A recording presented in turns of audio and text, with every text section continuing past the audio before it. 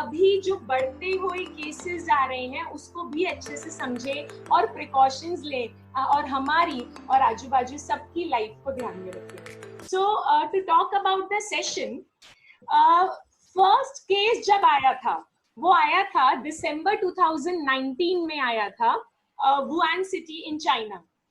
तो दिसंबर 2019 में आया था। उसके बाद फेब 2011 में WHO ने इसको ऑफिशियली एक नाम दिया था 2019 novel corona virus, which is abbreviated as COVID-19. On 11th March 2020, WHO has characterized this COVID 2019 as pandemic. पूरे वर्ल्ड में आ चुका है। सो इस पे काफी चर्चा हो चुकी है कि कोविड क्या है क्या नहीं है, बहुत लोग उसको जान चुके हैं, बट इम्पॉर्टेंट है उसकी जड़ से उसको समझे। आज हमारे डिस्कशंस में सारे व्यूअर्स ऑडियंस अपने कंसर्न्स पूछे, and of course lot more to know through these speakers about technicalities, about the vaccines, and lot more. So let us begin with the introduction of our speakers. The first one to introduce you is Dr. Neeta Khandelwal ji. So Dr. Neeta Khandelwal ji is a professor of microbiology, nodal officer for corona testing lab at New Civil Hospital, Surat.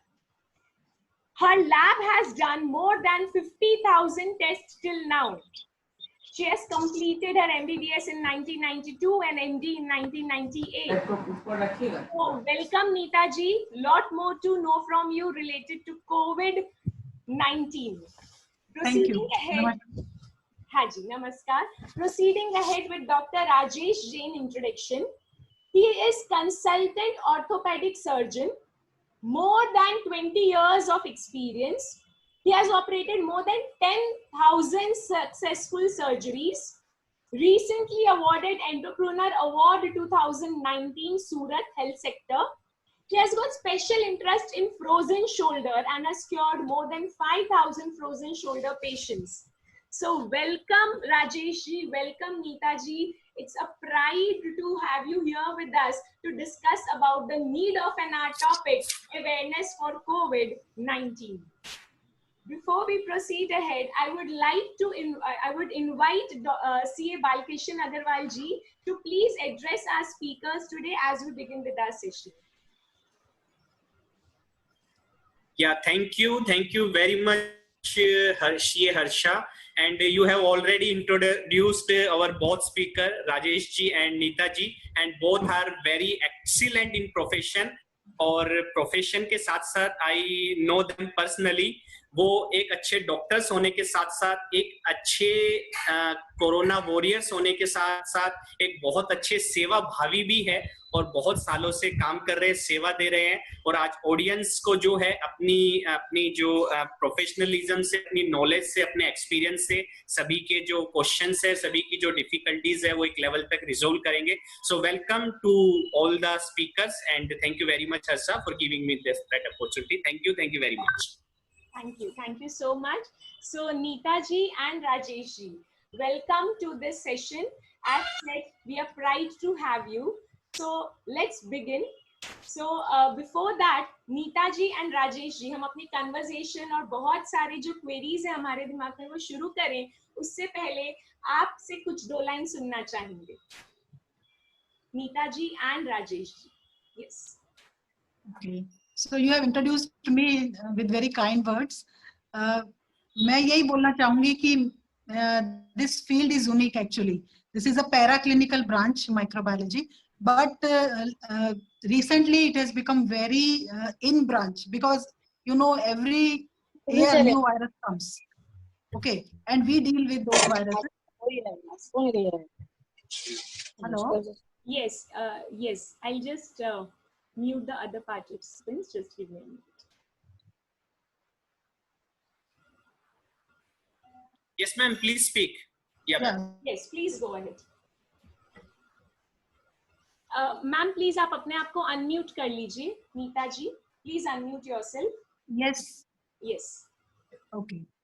So about something about microbiology. So everybody knows about the pathology branch, but very few people know about microbiology. So microbiology, as the name suggests, इसमें हम ऐसे organism की study करते हैं या ऐसे diseases का diagnosis करते हैं जो microbes की वजह से होती है, the microorganisms which we cannot see with our naked eyes, right? So they may be viruses, bacteria, fungi, or some parasites like amoeba, and so you must be knowing diseases which are caused by the viruses like the swine flu, dengue, chikungunya, hepatitis, all kind of hepatitis, HIV, all these are viral diseases. Then bacterial disease like typhoid, then meningitis, diarrhea, dysentery, then fungal diseases like candidiasis and all the fungal origin skin diseases. Then parasitic diseases like malaria and amoebiasis, etc. So all these diseases are diagnosed by the microbiologist, right? So we deal with these organisms. So as you told, I did my MD in 1998 with, like you were asking earlier about my challenging life. So I had 2 kids then, and then I did my MD in microbiology. But all this was possible due to my supportive husband. So I must say that behind every successful woman, there is a man. Okay. Wow. Thank you. That's so nice to hear, ma'am. It has been an inspiration to suppose many more students who are still in the medical field and thinking of कि मैं आगे MD कैसे करूँगी. So you have been an example for them that with 2 child you have done your MD, of course, with your supportive husband. Great to hear, ma'am. Yes, Dr. Rajesh ji, please proceed ahead. Rajesh, you need to unmute yourself. Yes. Yes. Thank you very much, Harsha and Balkishan ji, and my dear participant, and of course our speaker, Nita madam. I am orthopedic surgeon. After getting introduction, madam, from madam बहुत micro यानी कि जो आंख से नहीं देख सकते हैं उस डिपार्टमेंट के स्पेशलिस्ट हैं. ऑन द कॉन्ट्ररी मैं ऑर्थोपेडिक सर्जन हूं जिसमें बोन्स और उससे संबंधित जो बीमारियां होती है उसके बारे में हम ज्यादा इंफॉर्मेशन और नॉलेज और एक्स्ट्रा स्टडी किया है. And I am practising in Surat since last 20 years. और मेरी जैसा हर्षा ने बताया आपको कि हमारी एक टैग लाइन है. ये टैग लाइन है simple and better alternative. I try to find हर चीज में, इवन जीवन के हर क्षेत्र में कैसे किसी चीज को सिंपली और बेहतर तरीके से अचीव किया जा सकता है. बेहतर तरीका इंपॉर्टेंट है, सिंपल इंपॉर्टेंट नहीं है. सिंपल के साथ में बेहतर होना बहुत जरूरी है, so that the quality must not be compromise. This is my tagline. I apply it everywhere in my life, in my family, in my relationship, in my profession, and even मेरे hospital के बाहर entrance के पास में जहां पर मेरा gate है वहीं पर लिखा हुआ है ask for simple and better. So thank you very much, and we will continue the things. तो आपको हर्षा बताएंगी कि किस तरह से मैं 3rd year में था, मेरी शादी हो गई थी, उसके बाद फिर मैंने MBBS किया. MBBS करने के बाद फिर मैंने MD MS ऑर्थोपेडिक्स किया और after having 1 kid I got MBBS, then again continued. अपने स्टेट में टॉप किया, स्टेट का टॉपर हूँ. फिर मैडम ने बताया कि सक्सेसफुल लेडी के पीछे कोऑपरेटिव हस्बैंड का हाथ होता है. मैं बोलता हूँ कि मेरे सक्सेस के पीछे मेरी वाइफ का हाथ बहुत बहुत बहुत इम्पोर्टेंट था, क्योंकि मेरी वाइफ गांव में थी तो मुझे ऐसा लग रहा था कि मैं अभी इसके लिए भी कुछ करना पड़ेगा, और finally I did it. So thank you very much. Wow. So nice to hear. I mean, both of you have proved the vice versa statements that after behind every woman there is a successful man, and behind every man there is a successful man there is a woman. So both the statements goes Yes. along with the examples you have put up through your life. So pride to have both of you, both the speakers. So let's quickly go ahead with the questions and the conversations related to today's sessions, awareness for COVID-19. तो शुरू करते हैं. Microbiology, Nita ma'am आपने बताया कि बहुत सारी चीजें जो ऑफ कोर्स हम नेकेड आई से नहीं देख सकते, that is all about microbiology. So अभी का जो सिचुएशंस है कोविड का, तो इससे पहले भी कई वायरसेस आए हैं जिसके इश्यूज आते हैं लेकिन रिजॉल्व हो जाते हैं. तो ये हमारे कोविड जी के अंदर ऐसा क्या पार्टिकल है जो अभी तक पूरी तरीके से जा ही नहीं पा रहा है. इनफैक्ट हर उसकी स्टडी से पता चलता जा रहा है कि वो बढ़ता जा रहा है. So Neeta ji, please throw some light about the special particle जो ये कोविड जी लेकर रहे हैं जिससे वो अलग नहीं हो पा रहे हैं. Yes Neeta ji. Actually, you must be observing that every time new viruses come, and the virus has a certain property that it can change its antigenic structure. जैसे मतलब वो अपना रूप रंग बदल सकता है. तो जैसे फ्लू, हम सोचते हैं कि एक ही कॉमन कोल्ड, एक ही डिजीज है, लेकिन ये बहुत सारे वायरसेस के थ्रू हो सकती है. Okay, so viruses they can fool our immune system. Okay, they are smart bugs, so they can fool our immune system and they change their structure, their antigenic structure, what we call them, okay, due to mutations and everything. So every time if we make a vaccine against any virus, it changes its structure so that this vaccine is no longer effective against it. This has happened many times for flu vaccines. आपने सुना होगा कि every year new flu vaccine comes, right, because we have to change its composition due to the change in composition of the virus. Okay. So this is true for this virus also. This also is changing its structure every time, and plus it is a new virus. Whole population of the world has no memory of this virus because it's a new virus. So right, we don't have any immunity against it. जब भी हम किसी virus के contact में आते हैं तो एक इम्यूनिटी डेवलप होती है ओवर द टाइम. सो एक सीजन में यदि वो वायरस में हम अफेक्ट हो जाते हैं तो दूसरे सीजन में हम इम्यून हो जाते हैं मोस्टली. लेकिन इसमें ऐसा है, this virus has come for first time, so इसकी कोई हमारे इम्यून सिस्टम में इसके अगेंस्ट कोई इम्यूनिटी नहीं है, इसलिए ये लंबा चल रहा है. प्लस ये वायरस एग्जैक्टली नहीं पता कहाँ से आया. Actually nobody knows exactly where it has come from, but ऐसा bats में से आया है. तो viruses have this capability of jumping the hosts also, jumping the species. जो virus bat में effective था वो अब human beings में आ गया है. right. Plus human to human transmission हो रहा है, एक person से दूसरे person में transmission भी हो रहा है. So that is the main dangerous thing about it. And secondary attack rate is, earlier it was very high, now it's lowering down, but एक पर्सन आता है, आप सुनते होंगे एक ही फैमिली में 2, 3, 4 लोगों को हो गया. So the secondary attack rate is high. So this is the most dangerous part about it. और अभी तो काफी इस पे स्टडीज करना बाकी है और डेली न्यू स्टडीज आ रही है, and they are conflicting to each other also. Effects are different in every study. So it's a new virus. So how does it behave? How will it behave? It has to be seen. Okay? Right. ठीक है नीता जी, आपने बहुत अच्छे से बताया कि ये जो हमें भी अपनी इम्यूनिटी डेवलप करनी है, फिलहाल नहीं है बट डेवलप हो रही है. एट द सेम टाइम ये जो वायरस है वो अपना स्ट्रक्चर बदलता जा रहा है एंड अकॉर्डिंगली उसकी स्टडी भी उतनी बढ़ती जा रही है.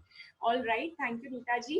अब इसके सिम्टम्स, क्योंकि ये मार्च से ऑलरेडी है तो काफी लोगों को इसके सिम्टम्स का आइडिया है, बट ऐसा हुआ है कि इसके सिम्टम्स डे बाय डे बढ़ते जा रहे हैं. पहले फॉर एग्जांपल खाली इसके 2 सिम्टम्स थे, अब डे बाय डे बढ़ते जा रहे हैं. मतलब डायरिया हो तो भी इट इज अ सिम्टम कि आपको कोरोना हो सकता है. तो doctor Rajesh ji, can you please throw some light about the list of symptoms which we can look forward to कि भाई this can be a symptom for a covid, क्योंकि gradually बढ़ते जा रहे हैं. Yes.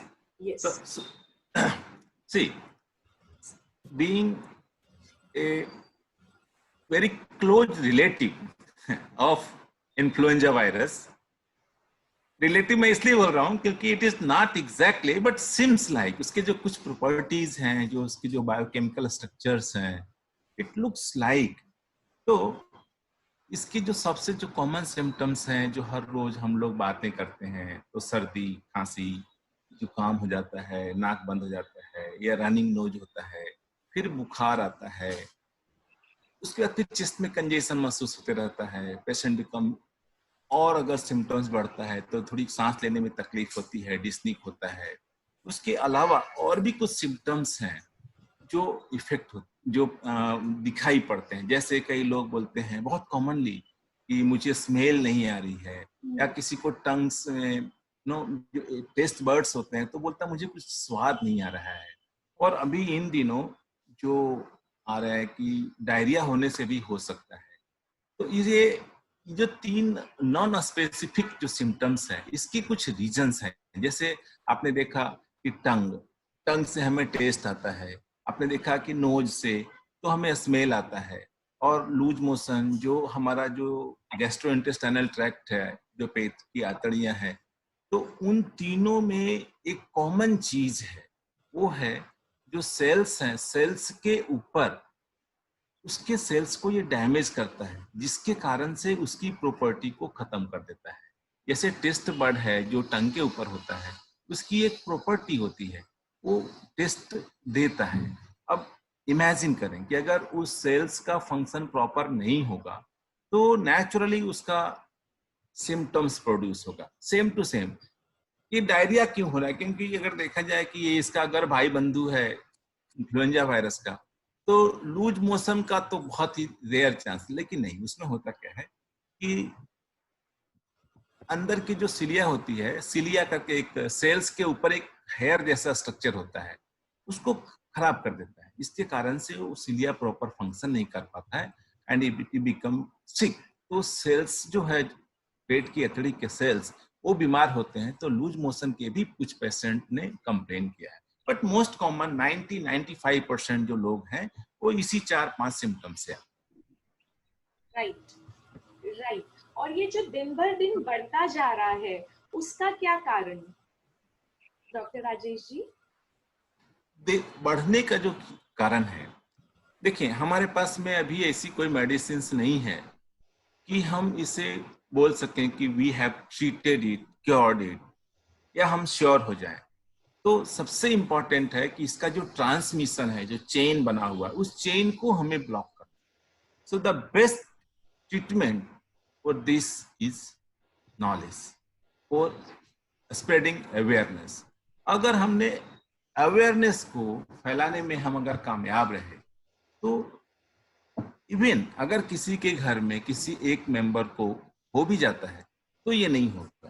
पर अभी जो स्प्रेड हो रहा है, स्प्रेड होने का 2-3 जो रीजन है, अवेयरनेस के साथ में हम उसको अगर उल्टे से देखें तो इग्नोरेंस। कई बार हम एसिम्प्टोमेटिक होते हैं तो हमें लगता है कि नहीं नहीं मुझे थोड़ी हो सकता है।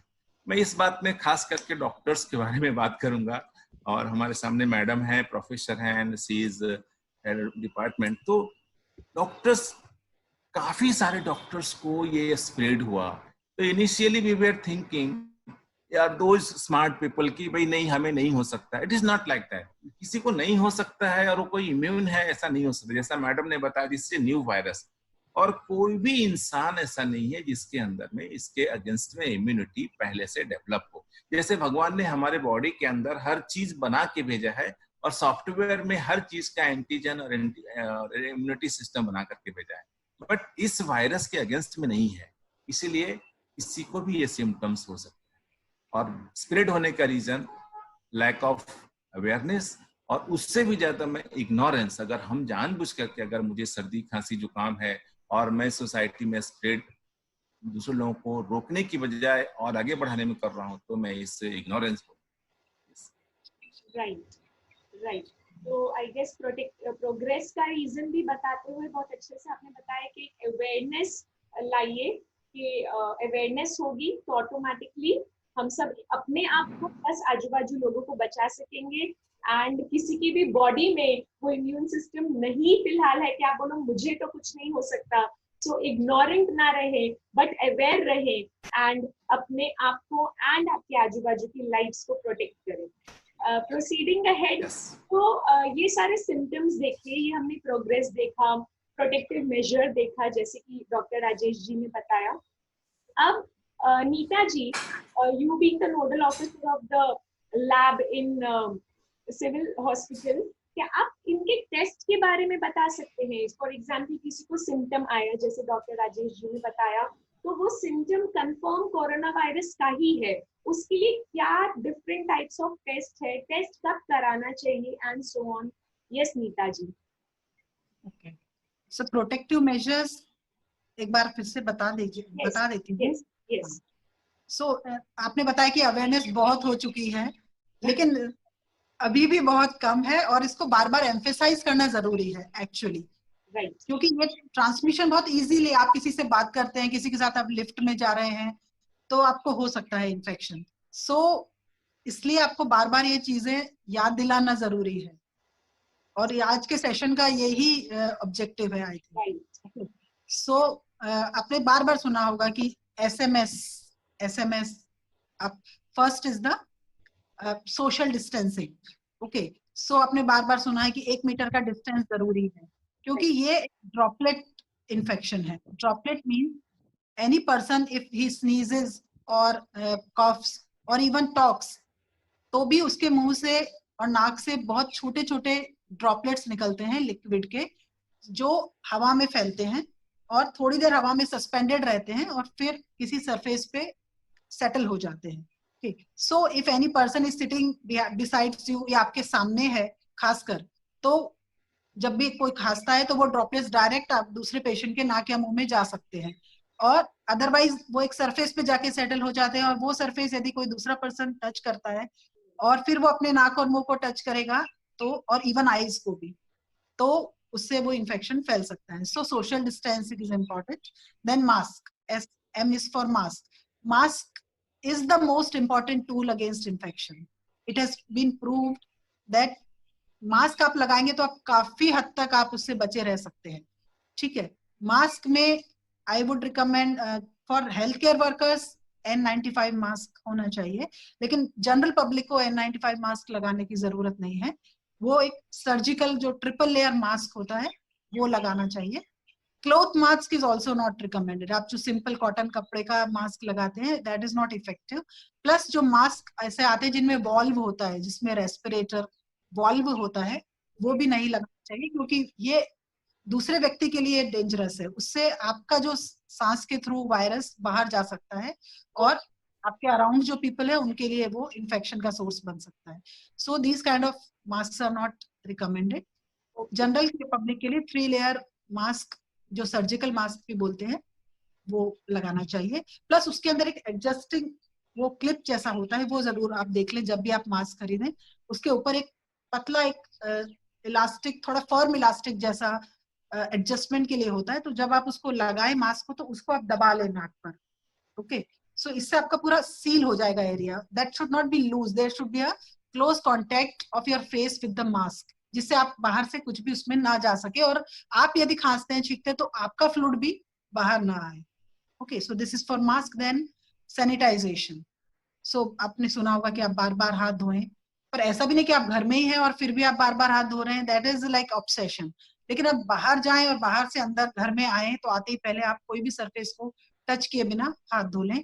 या फिर आपने कोई पब्लिक प्लेस पे जैसे डोर नॉब्स को टच किया है, लिफ्ट के बटन्स को टच किया है, तो आप जैसे अपने केबिन में आए तो आप पहले हाथ धो ले, फिर आप दूसरा कुछ भी करें। Okay, so hand washing is again a very important tool. जरूरी नहीं कि आप एवरी टाइम सैनिटाइजर ही यूज करें, आप नॉर्मल वॉश बेसिन पे सोप एंड वाटर के साथ भी हाथ धो सकते हैं। Okay, so these are the 3 most important preventive measures. और हैंड वॉशिंग की टेक्निक भी आपने बहुत बार सुनी होगी। यदि आप बाहर से आते हैं तो इट्स बेटर कि आप पूरे 6 स्टेप्स से हैंड वॉशिंग के करें, जो हैंड हाइजीन स्टेप्स होते हैं, जिसको हम इजी लैंग्वेज में बोले तो सुमन के। आप एक ये एब्रीविएशन याद रख सकते हैं। S इज फॉर सीधा हाथ, U इज फॉर उल्टा हाथ, M इज फॉर मुट्ठी, A is for अंगूठा, and N is for nails on नाखून, and K is for कलाई। Okay, so आप ये all 6 steps एटलीस्ट आप जब बाहर जाके आए तो करें। for 20 seconds में आप ये 6 steps कर लें, so that will be a proper hand washing। Okay, Right. so these are 3 main preventive measures Right. Now going to as you asked about the testing. Right. Okay, so testing is done in a microbiology lab. Main or gold standard of testing is PCR. आपने बहुत बार नाम सुना होगा, RT-PCR. Okay, so this RT-PCR is nothing but where in this test we directly detect the RNA of the virus. This virus, this COVID virus is a RNA virus. Some viruses are RNA virus, some are DNA virus, like hepatitis B is a DNA virus, but this one is RNA virus. So in lab, we in this the sample is taken from the nose and mouth. एक swab रुई के जो stick पे लगी हुई रुई होती है उसके थ्रू आपने देखा होगा बहुत बार टीवी में भी, नोज के पीछे से नेजोफेरिंक्स से और नेजल कैविटी से एक आपका टिश्यू का सैंपल लिया जाता है, थोड़ा सा उसको टच करके आप उसको रब करते हैं आपके म्यूकोजा पे, और वो सैंपल को एक वायरल ट्रांसपोर्ट मीडियम होता है उसके अंदर डिप करके वो लैब तक पहुंचाया जाता है सैंपल। फिर हम उस सैंपल में से आरएनए सेपरेट करते हैं एक प्रोसीजर के द्वारा, उसमें करीब 1 घंटे का टाइम लगता है, और फिर एक पीसीआर एक मशीन होती है उसके द्वारा उस आरएनए वायरस की कॉपी, आरएनए की कॉपीज बनती है, उसको वो मशीन डिटेक्ट करती है। So it's a long procedure, around 8 to 10 hours it will take. Okay, उस टेस्टिंग के बाद हमें पता चलता है कि वो आरएनए उस वायरस का है कि उस सैंपल में मौजूद है कि नहीं। सो it's a most reliable test right now, or every time the RT-PCR is the most reliable test because you are directly detecting the virus, okay, or its RNA. दूसरे तरह के टेस्ट होते हैं एंटीजन डिटेक्शन टेस्ट। ओके, सो जो PCR test है वो first और second day of symptoms पे भी पॉजिटिव आ जाता है, इवन बिफोर लास्ट डे, मतलब just on the day of symptom ये पॉजिटिव आएगा, क्योंकि हम बहुत छोटे से वायरस, यदि थोड़ा भी आरएनए सैंपल में है तो उसको हम एम्पलीफाई करते हैं, उसकी बहुत सी कॉपीज बना के डिटेक्ट करते हैं। So very low viral load will be detected in RT-PCR, right? Next is the antigen detection test. What is antigen? Antigen is the part of any virus, bacteria or fungus. Okay, so antigen is a part of virus again. So here again we are detecting the viral part only.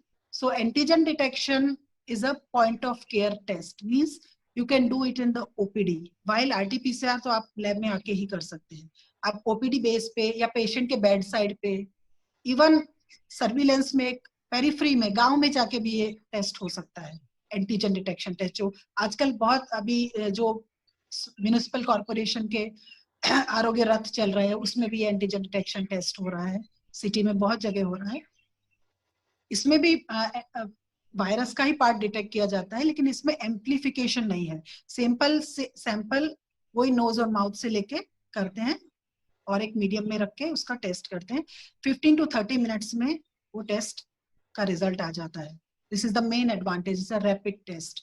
और यदि ये positive आ जाता है तो it's confirmed positive, but if it comes negative then it has to be, if the patient has symptoms then it has to be confirmed by RT-PCR, right? So antigen detection is the very convenient test, you can say, and if it comes positive then it is positive, right? Third, जो अभी काफी लोग जानना चाहते हैं, antibody test. Okay, सो सबसे पहले मैं बोलना चाहूंगी कि antibody test is not a diagnostic test. यदि एंटीबॉडी टेस्ट पॉजिटिव आता है इसका मतलब ये नहीं कि आपको अभी कोविड इन्फेक्शन है।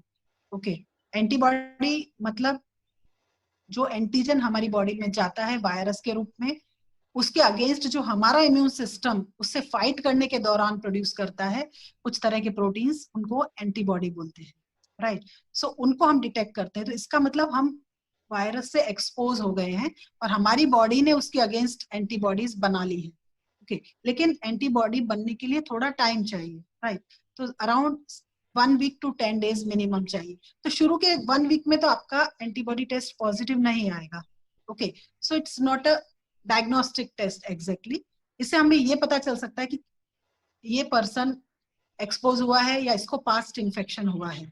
So it's the main tool for sero surveillance, जिसको बोलते हैं कि एक सर्वे कर सकते हैं हम कम्युनिटी में कि कितने लोग इसको एक्सपोज हो चुके हैं। ऐसा हो भी रहा है बहुत जगह studies. Okay, so these are the 3 main tests for corona, and out of these 2 are the main diagnostics. The third one is for sero surveillance purpose. Okay, so that is about testing. कुछ आप query है तो पूछिए. Right. Yes, so I suppose बहुत अच्छे से तीनों चीजें बताई है. एंटीजन टेस्ट, आरटी-पीसीआर एंड मतलब सर्वेलेंस टेस्ट, जिसको एक्चुअली अभी तक डायग्नोस्टिक मान रहे थे, लेकिन मैम ने अच्छे से क्लियर किया. अगर आगे इसको पूछा जाए तो से फॉर एग्जांपल वैक्सीन की बात करें तो न्यूज में ऐसा पता चल रहा है कि 15 अगस्त तक वैक्सीन आ जाएंगे. तो इसके बारे में आप क्या कहना चाहेंगे? Okay, around more than 150 type of vaccines are under trial actually. Pura like scientific community is busy in inventing the vaccine for it, and large number of trials are going on. But कुछ ऐसे हैं जो advanced stage of trial में है, क्योंकि vaccine produce करना एक बहुत stringent procedure के through होता है. कि क्योंकि कोई भी वैक्सीन इंट्रोड्यूस कर देना, वैक्सीन क्या करती है, एक लो लेवल का इन्फेक्शन प्रोड्यूस करती है आपकी बॉडी में. ओके, सो जैसा कि वायरस आपको इन्फेक्शन करता है और आप वो एंटीजन आपको प्रोड्यूस कर, बॉडी में हम एक्सपोज होते हैं और एंटीबॉडी प्रोड्यूस होती है. तो vaccine does the same thing. वो एक एंटीजन, बहुत small type of, very harmless kind of antigen. एक वायरस में बहुत तरह के एंटीजन हो सकते हैं, तो हम वो वाला एंटीजन सेलेक्ट करेंगे और उसको इंट्रोड्यूस करेंगे बॉडी में, जिसके अगेंस्ट प्रोटेक्टिव एंटीबॉडी बना सकेगी हमारी बॉडी, लेकिन पेशेंट को कोई हार्म नहीं होगा. सो इसीलिए वैक्सीन टेक्स टाइम, कि हमें देखना है कि ये वैक्सीन इफेक्टिव भी है और कोई हार्म भी प्रोड्यूस नहीं कर रही है, otherwise it will defeat its purpose. Okay, so अभी ट्रायल्स चल रहे हैं. मोस्ट प्रॉमिसिंग वैक्सीन कुछ ऐसा आपने सुना होगा, ऑक्सफोर्ड वैक्सीन सबसे आगे चल रही है रेस में. उसके साथ हमारा इंडिया का भी भारत बायोटेक लिमिटेड से उसका टाई अप भी हुआ है. सो जैसे ही वो वायरस बने, वैक्सीन बनेगी, वो हमें इंडिया में भी मिलेगी. ओके, सेकेंड थिंग, और एक गैमिलिया वायरस, जो गैमिलिया वैक्सीन एक आगे चल रही है, वो भी काफी एडवांस स्टेज में है, रशियन वैक्सीन है. उसका तो अभी सुन रहे हैं कि वो अगस्त में रजिस्टर हो जाएगी, उसको कंडीशनल रजिस्ट्रेशन मिल जाएगा, because it's an emergency. So conditional registration दे सकते हैं, उसमें थोड़ा less stringent trial या simultaneous trial and simultaneous vaccine हम दे भी लॉन्च भी कर सकते हैं. तो ऐसे 3-4, एक मॉडर्ना वैक्सीन है, एक हमारी गुजरात का जाइडस कैडिला को एक मिला हुआ है वैक्सीन, ट्रायल उनका भी चल रहा है. सो ऐसी 5-6 वैक्सीन है जो काफी एडवांस स्टेज ऑफ ट्रायल में है, और let's hope and pray that कि हमको जल्दी एक वैक्सीन मिल जाए. Okay, right. सो जैसे आप बता रहे हैं कि ऐसा होप है कि आ जाए, बट ऑफ कोर्स वो लोग डेलिबरेटली इसके ऊपर लगे हुए हैं, काम कर रहे हैं. तो समझो अगर ये आ जाती है, से फॉर एग्जांपल अगस्त, सितंबर, या जब भी वो आ जाती है, तो क्या मतलब लोगों की उम्मीद ऐसी है बस वैक्सीन आ जाए तो हम रिलीव हो जाएंगे, तो ये कोरोना चला जाएगा. तो लोग आर डेस्परेटली वेटिंग कि बस वैक्सीन आ जाए तो समझो कोरोना टाटा बाय बाय. तो क्या ये फैक्ट है कि उसके आते ही, से फॉर एग्जांपल 1 महीने में कोरोना चला जाएगा, या उसका impact to a great extent कम हो जाएगा? या इफ इट इफेक्टिव वैक्सीन है और इतनी डोज भी अवेलेबल होनी चाहिए, क्योंकि एक वैक्सीन बनाने में काफी लॉन्ग प्रोसीजर होता है, तो इतने करोड़ों लोगों के लिए इतनी डोज अवेलेबल होगी तभी हम लोग सबको प्रोवाइड कर पाएंगे. So it's like a prioritised देंगे. पहले हेल्थ केयर वर्कर्स जो those are at higher risk, उनको वो वैक्सीन मिलेगी. फिर उसके बाद लाइक चिल्ड्रन और pregnant women, so it will be prioritised. So general public तक कब तक पहुंचती है वैक्सीन और इतने सारे डोज कब तक अवेलेबल होते हैं, तो ये अभी देखना होगा. पर कोई भी वैक्सीन आती है तो 1 मंथ 2 मंथ्स तो उसका एंटीबॉडी लेवल आने में राइट. एज वेल एज उसका डिस्ट्रीब्यूशन सब जगह में भी एक distribution, availability, cold chain maintain. Like India is a very big country and very different terrains are there, so you have to be like distribution system bhi utna hi hona. It is like in place. We are doing universal immunization, so that will not be a problem. But injectable vaccine hai to uske sath injection के सारे convenience और सब देखनी पड़ती है, लेकिन सबसे पहले वो वैक्सीन आ जाए और इतनी डोज अवेलेबल हो तो फिर हमको होप हो सकती है. राइट, तो अगर आज जाएगी तो कुछ प्रोबेबिलिटी है, लेकिन जैसे उन्होंने बताया जनरल भी एक वैक्सीन आती है तो इट टेक्स टाइम, जनरली 1 महीना लगता है। सो आई होप कोविड के लिए भी इस तरीके से वैक्सीन की बात करी है, तो अगर इंजेक्शंस की बात आगे करें तो जैसे कोई जो कोविड पेशेंट है उसको इंजेक्शंस की कई बार जरूरत पड़ती है अगर उसका सिचुएशन थोड़ा क्रिटिकल हो जाता है। तो डॉक्टर राजेश जी, आप कुछ बताएंगे कि ये जो इंजेक्शंस है वो किस तरीके से मिल सकते हैं, बिकॉज जनरली लोग सफर कर रहे हैं, उनको इसके बारे में पता नहीं है, तो आप इस पे थोड़ा कुछ बताएंगे कि किस तरीके से ये इंजेक्शंस हमें मिल सकते हैं फॉर द क्रिटिकल पेशेंट्स, या इसमें क्या एक लेमैन को करना चाहिए टू गेट दोज इंजेक्शंस? हाँ जी। Well,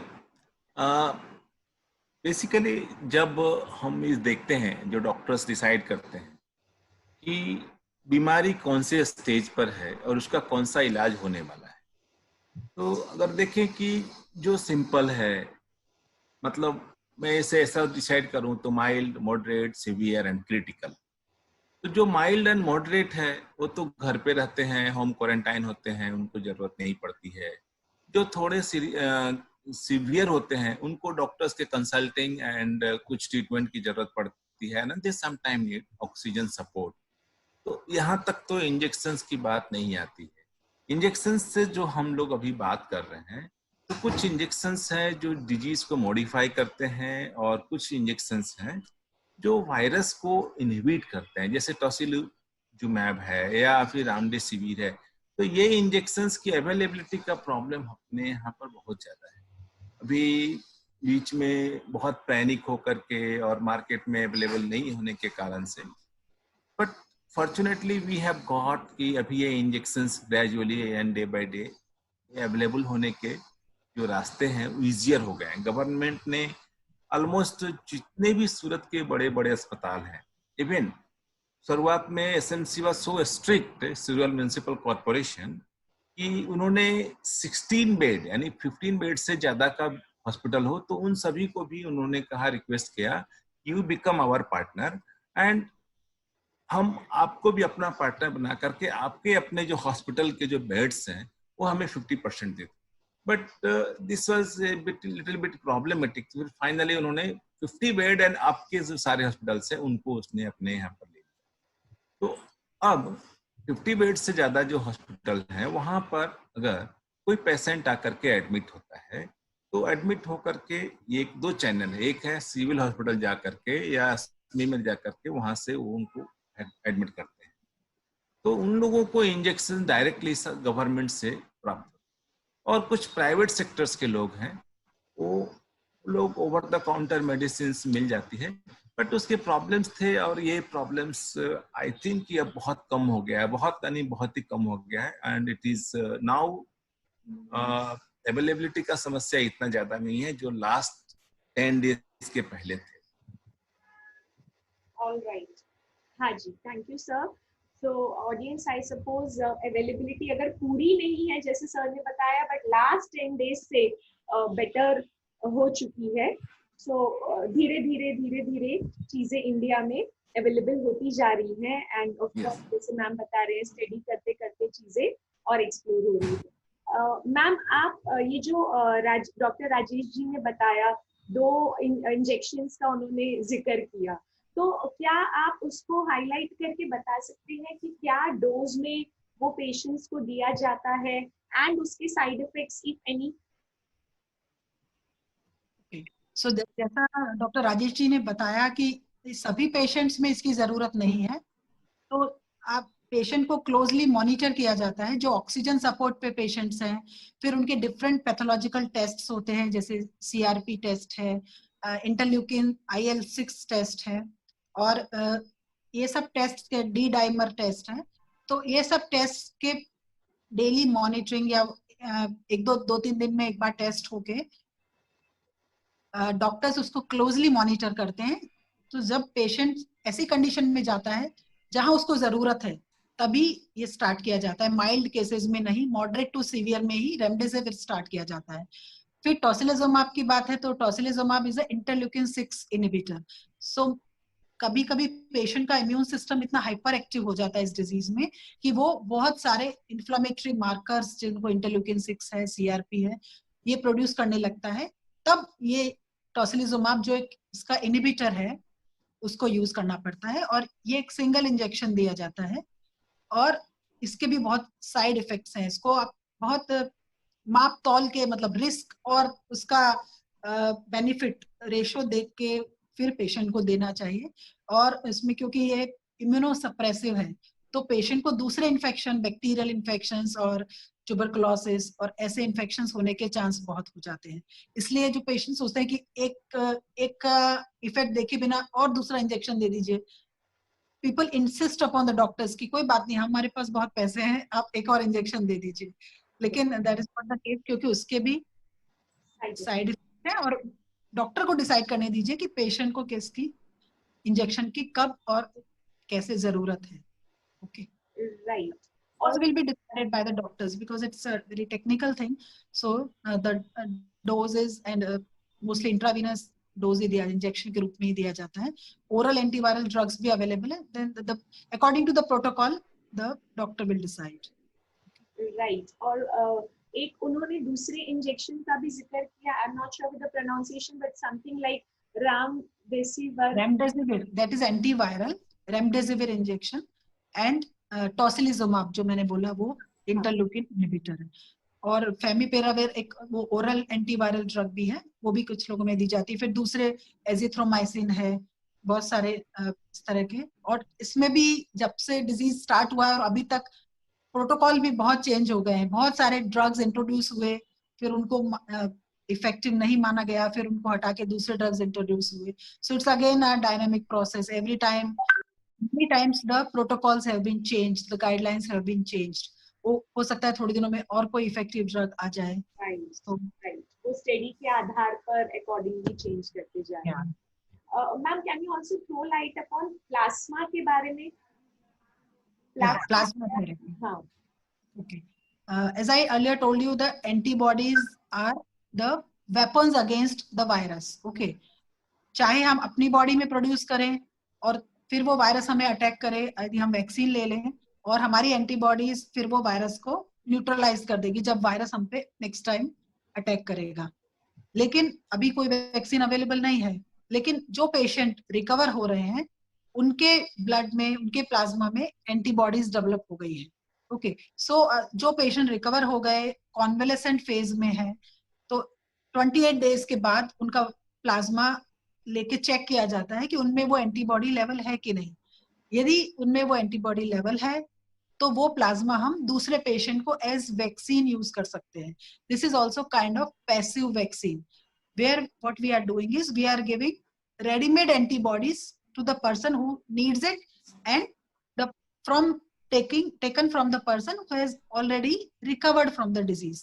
Okay, so there is no harm to that person. वो तो रिकवर हो गया है, वो अपना प्लाज्मा इजीली दे सकता है। कुछ क्राइटेरिया है, तो वो लोग यदि क्राइटेरिया में फिट होते हैं तो वो लोग प्लाज्मा डोनेट कर सकते हैं। सो आई वुड रिकमेंड कि जो भी रिकवर हुए हैं वो अपना, यदि वो क्राइटेरिया में फिट होते हैं तो they should go for this plasma donation. So अभी तो प्लाज्मा बैंक भी बन गए हैं जिससे जो भी प्लाज्मा डोनेशन से आता है उसको प्रिजर्व करके रखा जाता है, और जो प्लाज्मा जिस पेशेंट को मैच होता है वो प्लाज्मा उसको दिया जाता है। एंड रिपोर्ट्स आर देयर कि this is giving very good results. So जब तक वैक्सीन नहीं आती है तब तक, और जो पेशेंट रिकवर हो रहे हैं वो यदि जनरसली अपना प्लाज्मा डोनेट करेंगे, and one person can donate many times also.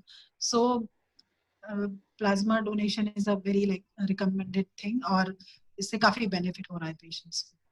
So ma'am, जिसको भी समझो हो गया है Covid, in fact it is advisable कि अगर आपको 28 डेज हो जाते हैं तो आप आगे इनफैक्ट स्टेप करके डोनेट करके आए plasma, so that it can be helpful to so many people. Yeah and ma'am, आपने बताया कि एक जन कई बार प्लाज्मा डोनेट कर सकता है। हाँ, एक कुछ गैप के बाद 14 डेज या उसके बाद वो फिर से डोनेट कर सकता है। जैसे ब्लड डोनेट करते हैं वो फिर से बॉडी रिकवर कर लेती है, आपको कोई वीकनेस या ऐसा कुछ भी नहीं होता है। Right, right.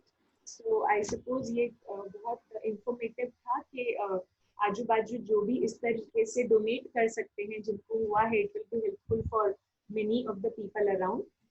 तो ये बताया प्लाज्मा के बारे में, इंजेक्शंस के बारे में। अब आगे चलते हैं।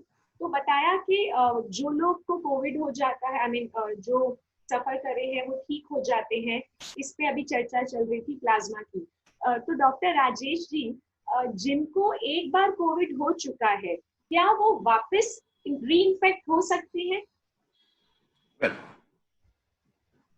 मैं इससे पहले कि इस सवाल का जवाब दूं तो एक नई चीज ऐड करना चाहता हूं, थोड़ा और वैल्यूएबल, कि जो प्लाज्मा जो डोनेशन है, तो कुछ दिन पहले, तकरीबन 3, 3.5 या 3 महीने पहले सूरत में ऐसा सिस्टम नहीं था कि हम डायरेक्ट प्लाज्मा डोनेट कर सकें।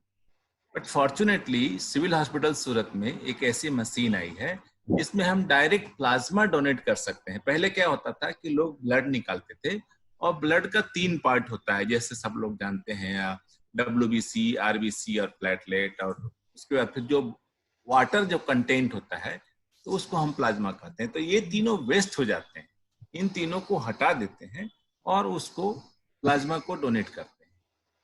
तो मैडम ने जैसा बताया, जैसे पैसिव वैक्सीन, तो ये सूरत और सूरत के रेजिडेंट्स के लिए बहुत ही ब्लेसिंग्स की बात है कि इसमें वेस्टेज कुछ नहीं होता है। जो भी डोनर है उसको एक तो बहुत फ्रिक्वेंटली, यानी कि 2 to 3 वीक्स के इंटरवल पर दे सकता है, जैसा मैडम ने बताया, उससे कोई वीकनेस नहीं होती है। और तीसरा, उसको वेस्टेज कुछ नहीं होता है। नहीं तो अदरवाइज हमें प्लाज्मा थेरेपी के लिए जो वेस्टेज होता है उससे हमें दुख होता है, क्योंकि लगता है कि यार ये बहुत प्रीशियस चीज बर्बाद हो गया। Well, coming to your question, unfortunately this machine is working in Surat civil hospital, this is wonderful. Right. Coming to your question कि जिसे एक बार हो गया, कोविड हो गया, तो क्या उसे फिर से वापस हो सकता है कि नहीं? देखिए, मैडम ने बहुत अच्छे से बताया कि वायरस जो है, वायरस का उसके बॉडी में कुछ एंटीजेंस होते हैं, और उसके कारण से हमारे बॉडी में कुछ एंटीबॉडी बन जाते हैं। अगर किसी को कोविड हुआ और उसके अगेंस्ट में बॉडी में कोविड के एंटीबॉडी अगर उनको डेवलप हो जाता है, तो वापस से होने के चांसेस साइंटिफिकली नहीं है। Answer is no. क्योंकि अगर उससे एक एंटीबॉडी डेवलप हो गया, फिर तो वो जैसे ही वो वायरस आएगा उसको वो पहचान लेगा। मैं इसे एकदम सिंप्लीफाई करता हूँ, क्योंकि कई सारे जो मेडिकल प्रोफेशंस या जो ये लैंग्वेज है एंटीजन एंटीबॉडी, मैं सिंपल ऐसा मानता हूँ कि इससे समझे कि सोसाइटी के बाहर हमने किसी वॉचमैन को रखा। वॉचमैन अगर जानता है कि इस सोसाइटी में कौन कौन से रोग रहते हैं, तो वो सबको पहचान लेता है कि ठीक है, ये डॉक्टर साहब हैं, ये डॉक्टर नीता मैम है, ये बालकिशन अग्रवाल है, ये हर्षा है, तो उनको जाने देता है। और अगर इसी कारण से कोई हमारा दोस्त आता है तो वो उसको नहीं पहचानता है, उसको रोक लेता है, बोला आपको मैं नहीं जाने दूंगा, आप मुझे बताएं। तो दिस इज व्हाट कि यहाँ पर इम्यून सिस्टम जो है वो हमारा वॉचमैन है, और जो बाहर से दूसरे जो अनरिकॉग्नाइज्ड जो पर्सन आ रहे हैं वो रिकॉग्निशन के लिए उसको रोकता है। लेकिन एक बार हमारा दोस्त मेरे घर पे आया और हमने उनको देखा कि भाई देखो ये बालकिशन जी है, उनको आने दो। तो एक बार आया, 2 बार आया, फिर उसको तीसरी बार नहीं रोकता है कि ठीक है ये पहचाना हुआ आदमी है। तो सेम थिंग कि जब अपने बॉडी में एंटीबॉडी अच्छे से डेवलप हो जाए तो फिर से वापस से वायरस बनने के चांसेस और उसके सरवाइव होने के और सरवाइव होकर के डिजीज प्रोड्यूस करके आगे होने का चांसेस नहीं के जैसा। राइट। आपने बताया कि क्लियरली नो, और बहुत अच्छा एक्सप्लेनेशन देते हुए एक लेमैन की भाषा में हमें समझ आ गया कि भाई तू एक वॉचमैन है और किसको आने देना है और किसको नहीं। इसके साथ अगर मैं ऐड करूं तो ऐसा भी कुछ सुनने में आया कि फॉर एग्जांपल, आप वो क्लैरिफाई करें कितना सही है, कि अगर कोई एक हॉस्पिटल में कोविड पेशेंट है, वो ठीक हो गया है, उसको घर पे लाया गया है, बट फिर भी बोलते हैं कि ऐसा ना मान लो कि वो एकदम ठीक हो गया, उसको थोड़े दिन अलग रूम में ही रहने दो, भले हॉस्पिटल ने उसको इजाजत दे दी है, परमिशन दे दी है कि आप जाएं। तो इस पे आप क्या कहना चाहेंगे डॉक्टर राजेश जी? देखें, पेशेंट ठीक हो गया इसका मतलब ये हुआ कि उसको सिम्टम्स नहीं है, ये कुछ लोगों का डेफिनेशन हो सकता है, लेकिन अभी भी वो पोटेंशियली इन्फेक्शन कर सकता है। ये हमें देखना है कि अगर वो इन्फेक्शन करने के उसकी जो कैपेबिलिटी है कि नहीं। तो अगर हम बिल्कुल सिंप्लीफाइड कर दें कि लास्ट 10 डेज में अगर उसे फीवर नहीं आया, लास्ट 10 डेज से उसे कोई फीवर नहीं आया हो और उसने 14 डेज का क्वारंटाइन अगर कंप्लीट कर लिया हो, तो वी कैन कंसीडर कि he has become non infective stage. यानी कि अगर उसके अंदर हो सकता है, उसके टेस्ट करेंगे तो टेस्ट में पॉजिटिव ही आएगा, क्योंकि उसके बॉडी के अंदर वायरस कुछ न कुछ जिंदा और कुछ न कुछ मरा हुआ वायरस होगा, लेकिन उसकी जो इन्फेक्शन करने की जो कैपेसिटी है वो कम हो जाती है या बिल्कुल नहीं की जैसा होता है। तो for the practical purpose we consider it कि लास्ट 10 डेज से फीवर नहीं आया हो and patient is symptom 14 days का क्वारंटाइन किया हो, then he is normally consider कि अभी वो इन्फेक्टिव नहीं रहा। यानी वो सांप तो है लेकिन वो काट नहीं सकता है, लाइक दैट। राइट, ठीक है। तो उन्होंने एक प्रैक्टिकल एस्पेक्ट से बताया कि अगर ये सारी चीजें है, ऐसे फीवर नहीं आया है और 14 डेज तक क्वारंटाइन है, सब ठीक है, सो प्रोबेबली आप प्रैक्टिकली मान सकते हैं। But yes, you can always be on the side of safety कि आप थोड़े दिन उनको ऑब्जर्व कर सकते हैं। ठीक है, आगे बढ़ते हैं। सो अब मैं पूछना चाहूंगी नीता जी आपसे about the expecting womens, pregnant womens. So of course वो लोग सब अपना ध्यान रख रहे हैं कि बाय चांस भी वो पॉजिटिव जोन में नहीं आ जाए फॉर कोरोना वायरस, लेकिन अगर वो पॉजिटिव हो जाते हैं, एक्सपेक्टिंग मदर अगर पॉजिटिव हो जाती है, तो उनका बेबी पे क्या इम्पैक्ट रहता है? I mean from the point of view of safety and health of the baby. Yes Neeta ji. अभी एक गाइडलाइन के अनुसार all pregnant women in the last week of their expected date, जो उनका डिलीवरी का डेट दिया हुआ है, उसमें सबका टेस्टिंग होना चाहिए। और खासकर जो रेड जोन में प्रेग्नेंट फीमेल सबका टेस्ट होता है। और डायरेक्ट यदि लेबर में भी आती है पेशेंट तो भी उसका टेस्ट हो जाता है। यदि पहले टेस्ट नहीं हुआ और डायरेक्ट वो डिलीवरी के टाइम ही हॉस्पिटल में पहुंची है तो भी उसका टेस्ट होता है। अर्लियर ऐसा माना जा रहा था कि मदर से चाइल्ड में ट्रांसमिशन नहीं होता है, जिसको हम वर्टिकल ट्रांसमिशन बोलते हैं हमारी लैंग्वेज में, वो नहीं होता है इस वायरस में। लेकिन अभी कुछ रिसेंट स्टडीज में ये भी आ रहा है कि मदर से न्यूबॉर्न बेबी में भी ट्रांसमिशन हुआ है, इसको वर्टिकल ट्रांसमिशन बोलते हैं। प्लस यदि डिलीवरी के बाद बेबी को आप ब्रेस्ट फीडिंग करवाती है लेडी, तो तब भी उसको मास्क पहन के रहना चाहिए, क्योंकि खांसने छींकने से तो भी बेबी को ट्रांसमिशन हो सकता है। तो यदि ब्रेस्ट से आप मिल्क बाहर निकाल के आप अलग से बेबी को पिलाएं, वो भी रिकमेंडेड है। यदि नहीं ऐसा पॉसिबल है तो आप पिलाएं, तो लेकिन हमेशा मास्क पहन के मदर रहे। और pregnancy is also a risk factor. जैसा ये बात अभी कुछ मिस हो गया है कि रिस्क फैक्टर्स क्या क्या है, जैसे डायबिटीज, जो पेशेंट कोमॉर्बिडिटीज हम बोलते हैं अपनी लैंग्वेज में, जो प्री एग्जिस्टिंग डिजीजेस है किसी पर्सन में, लाइक डायबिटीज है, हाइपरटेंशन है, कोई क्रॉनिक किडनी डिजीज है, हार्ट डिजीज है, और एजेड पीपल है अबव 65, अबव 60, जो ओबेसिटी है, ये सब कोमॉर्बिड कंडीशंस है। तो these persons are at higher risk. General person जो यंग पर्सन है और जो उसको और कोई डिजीज नहीं है, और even children less than 12 years, they are at lesser risk. अभी तक जो ऑब्जर्वेशन है 12 साल से नीचे के बच्चों में बहुत कम इन्फेक्शन देखा गया है, और हो भी रहा है तो माइल्ड होता है। और जो यंग पर्सन है जिनको कोई और डिजीज नहीं है, तो उनका माइल्ड डिजीज होता है और जल्दी रिकवर हो जाते हैं, और वो उनको वेंटिलेटर की जरूरत नहीं पड़ती, they don't and up in ICU. Okay, death rate भी उनमें कम होता है। लेकिन जो ये प्री एग्जिस्टिंग कंडीशन वाले लोग हैं, कोमॉर्बिड कंडीशन वाले, वो हाई रिस्क पे हैं। तो पर्टिकुलरली उन लोगों को तो ज्यादा प्रिकॉशन लेना चाहिए। उनको जहां तक हो सके घर से बाहर ना निकलें, अननेसेसरी मूवमेंट, ट्रेवल ना करें, ज्यादा लोगों के संपर्क में ना आए। एवरीथिंग कैन वेट, लाइक आपकी सोशल लाइफ कैन वेट. आप पहले आप ठीक रहें, स्वस्थ रहें, that is more important.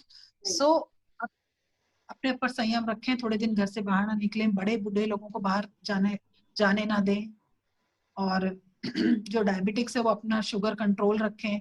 Proper अपने टेलीफोनिक कंसल्टेशन से भी अपने डायबिटिक जो आपका डॉक्टर है जिसकी आप दवा लेते हैं उससे कांटेक्ट में रहें. प्रॉपर शुगर पे कंट्रोल रखें. आप कभी दवाई ले लें कभी ना लें, ऐसी केयरलेसनेस ना करें. सो ये जो कोमॉर्बिड कंडीशन वालों को खास ध्यान देने की जरूरत है. और pregnancy is also a risk factor, क्योंकि प्रेगनेंसी में थोड़ा इम्यूनिटी लो हो जाती है due to some hormonal things, और थोड़ा क्लॉटिंग फैक्टर जो होता है, क्लॉट्स बनने की टेंडेंसी भी ज्यादा हो जाती है. सो आफ्टर डिलीवरी जो ब्लीडिंग होता है उसमें भी क्लॉट बनने के चांस ज्यादा हो जाते हैं.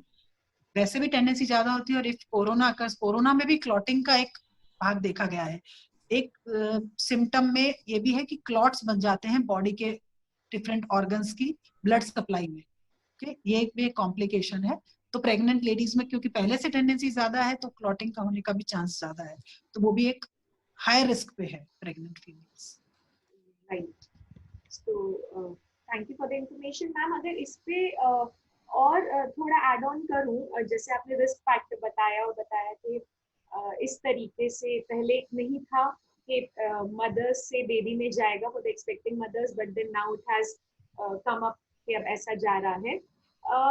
थोड़े बहुत ये एक सुनने में आ रहा था अबाउट द न्यूमोकोकल वैक्सीन्स, क्योंकि अगर निमोनिया हो जाए तो you know the person is very much prone towards कि और वो सिवियर क्रिटिकल सिचुएशन में चला जाएगा. तो क्या ऐसा है कि न्यूमोकोकल वैक्सीन अगर वो ले ले तो it stands as an obstacle for coronavirus, it cannot enter. So is this the talks related to pneumococcal vaccines can protect the coronavirus to some extent? Is it right, ma'am? Is it again like a point of discussion among medical fraternity? ऐसा बोल रहे हैं कि जैसे BCG vaccine है, it also protects against, it gives an innate immunity, generalized cell mediated immunity provide करता है BCG vaccine. तो BCG वैक्सीन है, MMR वैक्सीन है, इन सब के भी अभी जस्ट एक बात चल रही है कि ये वैक्सीन देने से शायद प्रोटेक्शन मिले, लेकिन अभी कोई कॉन्क्रीट एविडेंस नहीं है क्योंकि अभी पूरा स्टडीज नहीं हुआ है.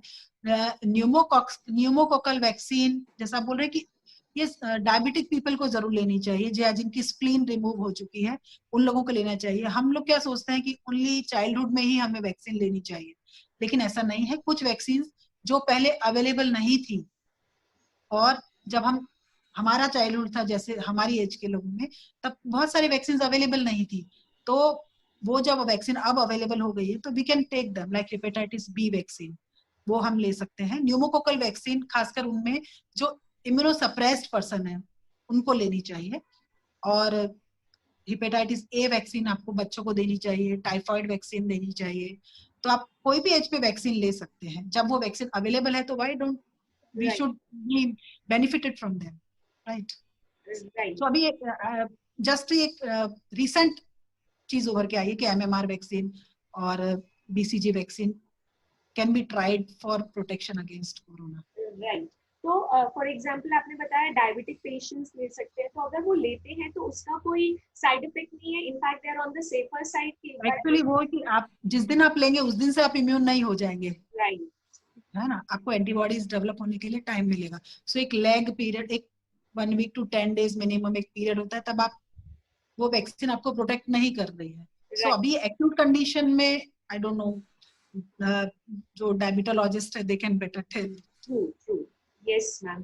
तो मैम जैसे आपने बताया ये pneumococcal vaccine is the point of discussion lately. इसके साथ भी एक ये न्यूज आई है कि कुछ न्यू कोविड टेस्ट किट्स आई है इंडिया में इजराइल से अभी 2-3 दिन पहले ही. तो मैम इसके बारे में क्या कहना चाहेंगे आप?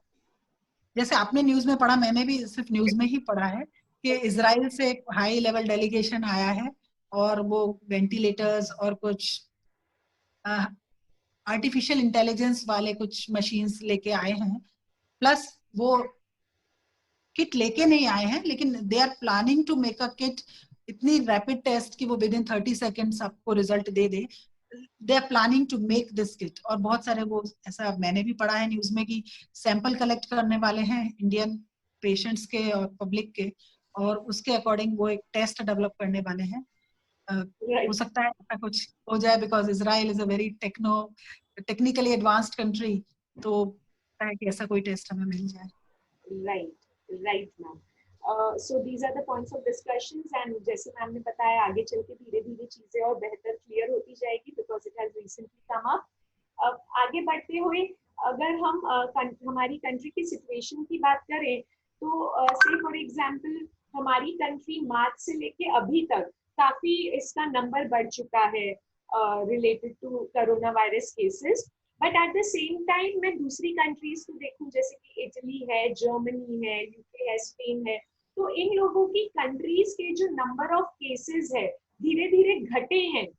तो doctor Rajesh ji, can you throw light upon it कि ये जो उनके केसेस घट रहे हैं, what measures they are taking, या बहुत क्लियरली तो चलो मे बी नहीं पता चल सकता कि what exactly they have done, but still अगर हमें भी इस तरीके से ये कंट्री से कुछ सीख के हम भी वो मेजर्स ले सके कि हमारे यहाँ पर भी केसेस कंपैरेटिवली कम हो सके, तो वो क्या हो सकते हैं डॉक्टर राजेश जी? देखें, अगर एक चीज, सिर्फ एक ही चीज अगर इस स्प्रेड को रोक सकता है तो वो है अवेयरनेस। और हमारी सबसे बड़ी प्रॉब्लम हमारा पॉपुलेशन है। एक तो हमारे जो एसेट्स हैं, हमारे पास में जो सुविधाएं हैं वो इन कंट्रीज जिसका आपने नाम लिया, इससे हमारे एसेट्स कम है। और दूसरा, इतनी बड़ी कंट्री में इस तरह के अवेयरनेस को फैला करके और लोगों को हर रोज इंडियन गवर्नमेंट ने, लोकल गवर्नमेंट ने, स्टेट गवर्नमेंट ने, हर लोगों ने अपने हर जगह पर लोगों ने इतना ट्रायल लिया, इसके बावजूद भी हम अभी बाहर निकल के देखते हैं तो कई ऐसे लोगों को देखते हैं कि they are not paying the responsibility of being a social civic. इससे क्या होता है, न सिर्फ वो खुद खतरे में है, इससे चेन ब्रेक हो रहा है, और चेन जो ब्रेक हो रहा है तो फिर एक बहुत बड़ा डिजास्टर हो रहा है। और हमारे यहाँ पर ये जो रोज रोज केसेस बढ़ रहे हैं, हम लोग हर रोज एक्सपेक्ट करते हैं कि आज केसेस कम आएंगे या कम आने चाहिए, या हम दूसरे से लर्न करके सीखें कि उन लोगों ने कैसे कंट्रोल किया। तो इसका जो क्रक्स है वो इसी बात पर है कि हम केसेस कम करेंगे तभी होगा जब हमारी नॉलेज, जो हमारी इंफॉर्मेशन है, उसे हम पब्लिक तक प्रॉपरली डिलीवर करें और पब्लिक उससे यूज करके और अपनी जवाबदारी को समझे। ये दो इंपॉर्टेंट बातें हैं, तभी हमें ये केस में से धीरे धीरे कम होगा। उसके बाद तीसरी जो बात होती है वो हर्ड इम्यूनिटी। आपने बार बार ये सुना होगा, हर्ड इम्यूनिटी, पर हम लोग हर्ड इम्यूनिटी से भी बहुत दूर हैं। हर्ड इम्यूनिटी का मतलब होता है कि एक पूरे ग्रुप में लोगों में लोगों के बॉडी में प्रतिरोधक क्षमता बन गई हुई हो और उसके बाद अब बीमारी नहीं होगा। लेकिन इतने बड़े कंट्री में हम सभी को एक साथ में ऐसा न तो एक्टिवली और न तो पैसिवली मीन्स इंजेक्शन दे करके, और एक्टिवली मीन्स तो सभी को कुछ करके, तो जो स्प्रेड का रीजन है वो हम अपनी जवाबदारी स्वीकार नहीं कर रहे हैं इसलिए, और उसको कंट्रोल करने का तरीका जो है वो यही है, अवेयरनेस फैला के कर सकते। Right. So I hope sir आपकी बात सुन के डेफिनेटली वो बोला ना, अवेयरनेस बार बार होनी चाहिए, तब जाके वो हम लोग उसको इम्प्लीमेंट कर पाते हैं कि भाई कल ही सुना है तो चलो अभी तो थोड़ा सा हम लोग एक्टिव रहे, अलर्ट रहे, एक खुद की सोशल रिस्पॉन्सिबिलिटी निभाएं। Right sir. सो आगे बढ़ते हुए प्रोबेबली बहुत सारे क्वेश्चंस हमारे क्लियर हो चुके हैं, बट एक लास्ट क्वेश्चन अगर मैं पूछूं अबाउट से एक तो ये कोरोना वायरस एक है ही, बट अभी ये वेदर बदलता जा रहा है, तो इनके साथ क्या कोई और डिजीज, जैसे कि रेनी सीजन आ रहा है, वेदर चेंज हुआ, राइट, समर से, तो इसमें कोई और जो सीजनल डिजीजेस हैं वो कैसे क्रॉप अप हो रहे हैं, या क्या उनका इम्पैक्ट या इफेक्ट बढ़ रहा है due to existence of corona virus, या हम किस तरीके से सीजनल डिजीज पे चर्चा कर सकते हैं in context to the current situation? Yes Neeta ji. You are correct, Harsha. Rainy season has set in. So rainy season बहुत खुशी भी देता है, लेकिन साथ में बहुत सारे प्रॉब्लम्स भी लेके आता है. तो many waterborne diseases, foodborne diseases, जैसे waterborne diseases में हो गया कॉलेरा या typhoid, hepatitis A, hepatitis E, ये सब डिजीजेस होने के चांस होते हैं. तो कहीं भी आप कंटेमिनेटेड वाटर पी लें, कहीं बाहर आप कुछ ऐसी चीज खा लें जो बहुत गर्म ना हो, ठंडी चीज खा लें, पानी पूरी या चाट या इस तरह का वस्तु, तो इन्फेक्शन होने के चांस रहते हैं. ये सब कंटेमिनेटेड वाटर से होने वाली डिजीज है. फिर मॉस्किटो बॉर्न डिजीजेस भी, जब बारिश होती है तो मच्छर भी बहुत पैदा होते हैं, तो डेंगू, चिकनगुनिया, मलेरिया, तो ये सब डिजीजेस भी अब आएंगी और कुछ आना स्टार्ट भी हो रही हैं. तो अपना मलेरिया का मच्छर अलग होता है जो रात में काटता है, और डेंगू का मच्छर होता है वो दिन में काटता है. तो आप अपने घर के आसपास पानी स्टोर ना होने दें. दिन में भी आप फुल स्लीव्स के कपड़े पहने. बच्चे जब स्कूल जाएंगे, अभी तो बच्चे घर पे हैं, तो आप खिड़की दरवाजे इवनिंग में बंद कर दें. तो ये सब आप मेजर्स ले सकते हैं. तो मॉस्किटो बॉर्न डिजीजेस से आप बच सकते हैं, वाटर बॉर्न डिजीज से बच सकते हैं. और एक प्रॉब्लम ये है कि अभी जो हमारा मेडिकल सिस्टम है, जो मेडिकल फैसिलिटीज है, दे आर ऑलरेडी ओवरवेल्म्ड. उनको वो ऑलरेडी एग्जॉस्ट हो चुकी हैं इतने पेशेंट को डील करते हुए. तो जब आपकी ये डिजीजेस, यदि आपको कोई बेड की जरूरत पड़ेगी या कोई डेंगू में कॉम्प्लिकेशन होगा, तो there will be a difficulty in getting the, because non covid hospital बहुत कम है अभी. all hospitals, most of the hospitals have been converted to COVID hospitals. Okay, so it's better, or as you know, prevention is always better than cure. So जो हम prevent कर सकते हैं, थोड़ा सा आप ध्यान रख के आप prevent कर सकते हैं, तो फिर क्यों ना हम उसका ध्यान रखें और बचे रहें ऐसी बीमारियों से. Right. Yes. Neeta ji, thank you so much. Thank you so much, Rajesh ji, for sorting all the queries. Audience, you can put up any query you have in the chat box, and we'll try to sort it looking up to the integrity of time one by one. We can try to sort your queries. And before we proceed ahead to our next step, I mean, asking queries by the audience and followed by the rapid fire round, I'll introduce a poll wherein we have to poll for कि हमें क्या लग रहा है. So for example, मेरी आज ही सुबह कई लोगों से बात हुई, तो बातों में सबने ये बताया कि यार अब लग रहा है कि थोड़ा बेटर हो रहा है. जो वर्स्ट आना चाहिए था, पीक ऑलमोस्ट आ चुका है, एंड अब चीजें थोड़ी बेटर हो रही है. Of course we do not have any scientific understanding for the same as a layman, लेकिन फिर भी एक इंट्यूशन लोगों में जागने लगा है कि नहीं, अब हमें अच्छा लग रहा है, सब पॉजिटिविटी आ रही है. तो एक कट ऑफ डेट को मानते हुए, से फॉर एग्जांपल 15 अगस्त के बाद आपके intuitions looking up to today's discussion, क्या लगता है, are we going to be, things are going to be better after 15 August, or it will not be? So I'll launch a poll for audience participation. Let's see what you all have to say.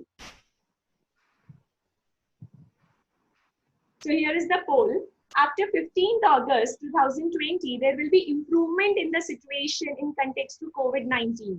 Do you agree to the above statement? So you have to vote or poll for your answer as per your thoughts. Of course, doctors के पास ही वो scientific understanding है, but still, I think, what do we all feel looking up to their doctors' constant effort to keep the things at right place? आपके हिसाब से क्या है? So people are still voting. We can wait for a few more seconds. Meanwhile, I'll just check the chat box. Okay, so there is one query meanwhile. Is COVID-19 a human-made virus? So I would request the audience to put your chat box to everyone wale option mein, so that even the speakers can view your query. Anyways, I've received one query in the chat box saying, yes, here it is. Is COVID-19 a human-made virus or a natural virus? Yes, speakers, what would you like to speak about it? Yes, Rajesh ji, Neeta ji, whoever would like to initiate. Yes. Hello. Yes. Actually, nobody knows actually, because debate is going on. blame game is going on कि ये particular country में बना हुआ virus है, but exactly nobody knows कि ये lab made virus है या natural virus है, because virus have tendency to jump the species. There is no doubt about it. This is a matter of investigation. Right. This is a man-made virus or natural virus. True, ma'am. क्योंकि ये सब चीजें discussion हो रही है, चर्चा चल रही है, सब अपना व्यू पॉइंट पुट कर रहे हैं, but of course with definite confidence we can not come up to कि ये नेचुरल वायरस है कि मैन मेड वायरस है. But a good question, because ये सबके माइंड में रहता है, but I guess fairly speakers have come up to the conclusion that still it is not finalized, and therefore being in discussion, just with being in discussion, we cannot come to the conclusion. Right. Yes, Rajesh ji, आप कुछ बोलना चाहते हैं? नहीं, all right. So the query is answered. Now the poll is in front of you. I'll wait for last 10 seconds, and then I'll put up the share result of your poll. So 10, 9, 8, 7, 6, 5, 4, 3, 2, 1. So here I end the poll, and let's see what our audience have to say about कि क्या उन्हें लगता है. So here are the results. It's 52% says yes, we agree with the statement that there is going to be the positivity. The situation is going to be better. At the same time, 48% of the audience think it's really doubtful. I mean, they do not agree to this statement कि सब अच्छा हो जाएगा. Anyways, it's always about to go ahead with a good hope and keep involve yourself with a regular, good, healthy routine, and automatically things will come up to its place. So here I'll stop the result sharing slide. All right. So should we go ahead with the rapid fire round? Now the rapid fire round has to be really quick. I mean, as short as it can be and as interesting as you can put up to be. So one by one, let's proceed ahead with the rapid fire round. And here we go. Yes. So Neeta ji, we'll begin with you. And I mean, for the same question, one by one, both of you will answer. So yes, it has to be rapid, spontaneous, and interesting. So let's begin. Neeta ji, blessing in disguise moment of your life. Blessing in disguise. Yeah, I shifted after marriage to Gujarat, and I thought I would do a very clinical branch like medicine or gynecology, but I end up doing microbiology. But now I realized that this is the best branch because I can perform my duties at home, and now it is emergency kind of thing, but otherwise it's not an emergency kind of branch. So I'm like at peace and I can enjoy life. So in fact, ma'am, you have become blessing in disguise to the entire economy, entire country. Thank you so much for your hard work, ma'am. Yes, Dr. Rajesh ji, your blessing in disguise moment of your life. Oh, I remember कि मेरा all India PG का result आया था और मैं all India PG का result में जितना मैंने सोचा था उससे ज्यादा आ गया, यानी भगवान ने छप्पर फाड़ के दिया, आप ऐसा समझ सकते हैं. तो आई वॉज वेरी हैप्पी कि चलो ठीक है. शुरू से ही मैं जब फर्स्ट ईयर में था तभी से मेरा व्यू था कि मुझे पीडियाट्रिक्स में एमडी करना है, और मुझे यहाँ तक पता था कि मुझे लखनऊ में KGMCH में it's a very prestigious college and branch, but somehow मुझे जितना रैंक चाहिए था उससे ज्यादा अच्छा रैंक आ गया. तो आई वॉज वेरी हैप्पी कि चलो ठीक है, okay. What happened in the result आने के बाद 5-7 दिन कोई जो लीजर टाइम होता है उस समय मुझे ईयर में पेन हो रहा था, और मैंने वहां पर PMCH में पटना में मैंने एक डॉक्टर को दिखाया. उन्होंने कहा कि अरे तुम्हें कुछ ऐसी बीमारी है जिस बीमारी के कारण उसको मेनियर्स डिजीज बोलते हैं कि तुम कुछ दिन के बाद may be 5 year 7 year 10 year के बाद तुम सुनना बंद कर दोगे और उसके बाद फिर it will B over. I was मैं बहुत खुश था कि मेरा रिजल्ट बहुत अच्छा आया. मैं सर को बता रहा था और मैंने बोला सर ये तो बहुत गड़बड़ हो गया, मैं तो कुछ आपको बताने आया था और मैं एकदम दुखी हो गया. फिर सर ने बोला कि तुम ऐसा क्यों नहीं करते हो कि ऑर्थोपेडिक्स ले लो। Orthopaedics and paediatrics both are higher branch, सबसे ऊपर वाली की रैंक की होती है, तो वो ले लो और उसमें तुम अच्छा भी कर सकते हो, और उसमें ऐसे भी स्टेथो की कोई जरूरत नहीं है, कान की कोई जरूरत नहीं है, बल्कि दिमाग की भी कोई जरूरत नहीं। उन्होंने तो ऐसा बोला था कि उन्होंने कि दिमाग की भी जरूरत नहीं। But okay, this was the moment. On that day, I decided कि मुझे अब KGMCH में लखनऊ से पेडियाट्रिक्स नहीं करके अब मुझे ऑर्थोपेडिक्स में एडमिशन लेना। That was the blessing in disguise. वो कान दर्द अगर नहीं होता तो मैं कुछ और होता, पर पता नहीं। But that was the very very very happy moment of my life. I now I feel that that was the happy moment. So वो कान दर्द करना in fact was blessing in disguise. It has Yes. changed your path. Right. The next question, Rajesh ji, one challenge you faced in your life. There are always many things, but one very special challenge. I committed my wife कि देखो भाई, मेरी शादी हो गई थी 3rd year में, और मैं चाहता था कि थर्ड ईयर में हो गया, 3rd ईयर MBBS। तो 3rd ईयर MBBS में शादी होने के बाद पढ़ाई करना, मेडिकल की पढ़ाई ऐसे बहुत लंबी है। तो मैंने कहा था मेरी वाइफ को कि देखो मैं PG में अच्छा करूंगा और मैं अच्छा करके कुछ प्रैक्टिस करेंगे बाहर अच्छे जगह पर। बट अनफॉर्चुनेटली किसी कारण से मैं पहली बार में PG में अच्छा नहीं कर सका। मेरा रैंक करीब 5000 से बाहर था, और ये रैंक किसी के लिए अच्छा हो सकता है पर मेरे लिए अच्छा नहीं था। तो मैंने कहा यार मैं बहुत बहुत निराश हूँ, and this was very disappointing time. फिर मैंने वापस प्रॉमिस किया कि एक चांस मुझे और दो, और मैं फिर से पढ़ूंगा और पढ़ करके I was having very bright career. शुरू से मैं अपने कॉलेज का, स्कूल का टॉपर था सबसे। तो मुझे शायद ये वेरी डिसअपॉइंटिंग चैलेंजिंग टाइम था, and second time I again started reading and I did it. जैसा मैंने बताया, जैसा मैं चाहता था, मैं अपने स्टेट का टॉपर बना, फिर मैं ऑल इंडिया का रैंकर बना। तो that was the thing. Right. Yes, Neeta ji, Rajesh ji ने तो अपना चैलेंज बताया लाइफ का। आपका क्या चैलेंज आपने फेस किया in your life? One such challenge. Like it's always challenging in the doctor's life. There are always challenges. मेरा भी ऐसा ही थोड़ा अर्ली मैरिज हुआ by other standards. मेरा जस्ट फाइनल MBBS का एग्जाम फिनिश हुआ, मेरी मैरिज हो गई थी। तो इंटर्नशिप भी मैंने मैरिज के बाद की, फिर PG ज्वाइन किया, फिर 2nd ईयर में आई गॉट, मतलब मेरा बेटी हो गई, फिर मैं इंटर्नशिप में आई गॉट प्रेग्नेंट, तो बेटी हो गई। उसके बाद मैंने PG ज्वाइन किया 1 ईयर के बाद। 2nd year of PG I got conceived again, and मेरा बेटा था, साथ में प्रेगनेंसी में मुझे पूरा PG का टाइम गुजारना पड़ा।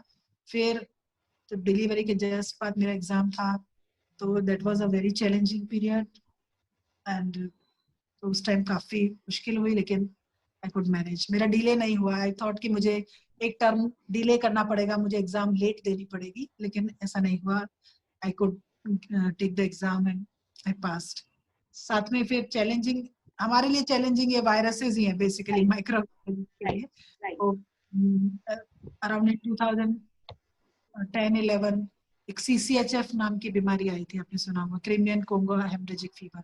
Eight that time I was at Ahmedabad, तो वहां सिविल हॉस्पिटल में हुआ। तो I was in charge of the department at that time, so I had to deal with this new virus, and एक बहुत अलर्ट हो जाते हैं, बहुत हाई लेवल की मीटिंग्स होती हैं, we have to be present, we have to do presentations, and I was not that senior at that time, but I was in charge of the department, so I had to manage. तो बहुत learning experience होता है basically, challenges give you the opportunity to learn new things. तो ऐसा करते करते अभी मैंने कोविड की लैब यहाँ पे जैसे एस्टेब्लिश की, इसमें national institute of virology Pune से आपको परमिशन लेनी पड़ती है। पहले आपको QC रन, उनके जो क्वालिटी कंट्रोल सैंपल्स होते हैं वो आपको देते हैं, तो वो मैंने यहाँ पे रन करवाया, फिर हमने उसका रिजल्ट भेजा, फिर उन्होंने हमें ICMR ने परमिशन दी टेस्टिंग स्टार्ट करने की। So that was also challenging, और अभी तो ये चैलेंज चल ही रहा है। 3-4 महीने से हम लोग हॉस्पिटल लैब जा रहे हैं और 24 आवर्स लैब चला रहे हैं। So So ma'am and sir, both of you, I mean personal life के साथ साथ even in your doctorate life, being a doctor, you have got, I mean, you face everyday challenges and of course the major ones you contributed. The next one, I would like to ask, कि जब doctors are one of the major areas, major field of doctors today have contributed a major deal. I mean, बहुत ज़्यादा उन लोगों ने contribute किया है Covid के रिलेटेड, नर्सेज, डॉक्टर्स दिन रात मेहनत करे हैं.